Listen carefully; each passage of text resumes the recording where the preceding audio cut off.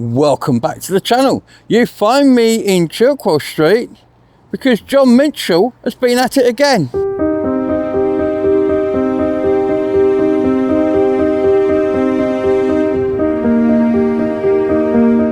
Today's video is sponsored by Heart of the Tribe Gallery, where art meets community.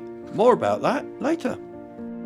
So as I take my life in my hands once again, standing in the road, you can clearly see the John Mitchell work behind me on the end of what was the pump house.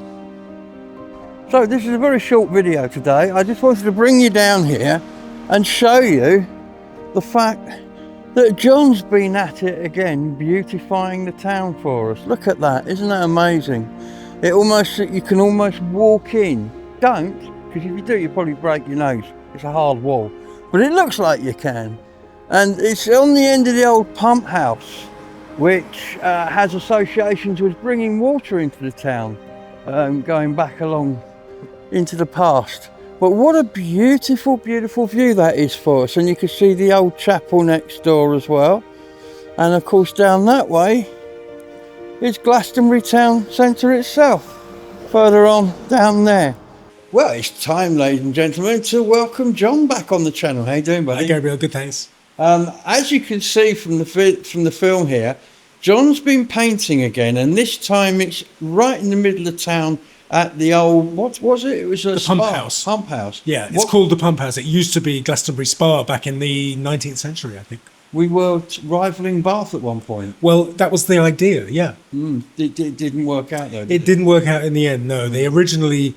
there was a lady called Anne Galloway who was a spa owner in Bath, and she was trying to branch out, come down to Glastonbury, because there had been a historical story of a guy that had come here and been cured by the waters that flowed down from the White and the Red Springs combined through the Abbey grounds and under the ground there, under the road there. That's exactly where the pump house was.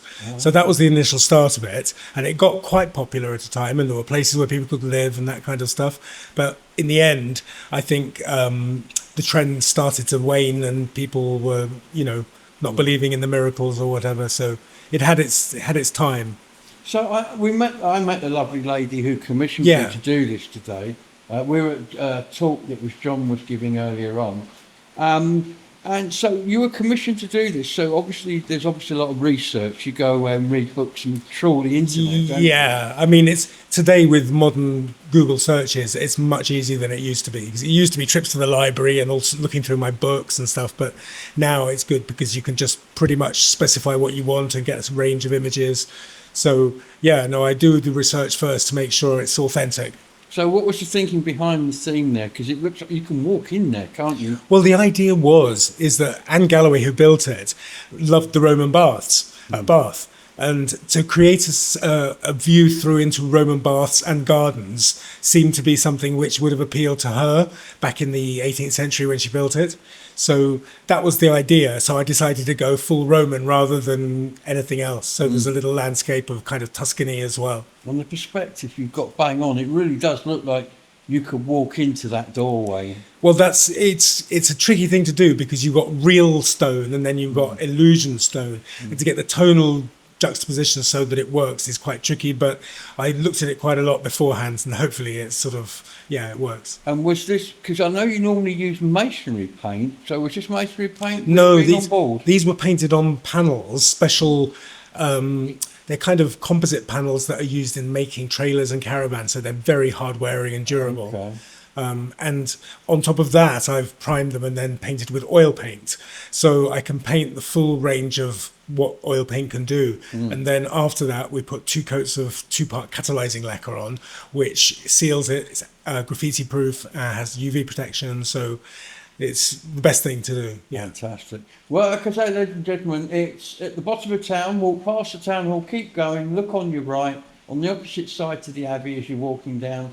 And there it will be. You can't miss it. It's a stunning piece of artwork, and yet another piece of the town improved by John, who's just one of the many artists we have improving our town wall by wall.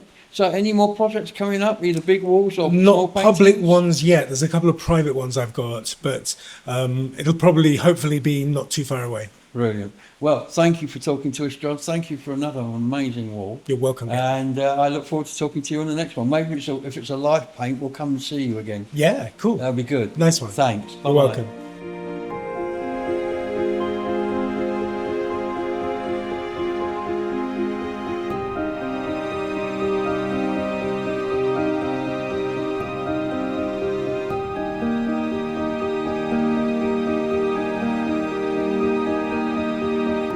Well, I hope you enjoyed that, ladies and gentlemen.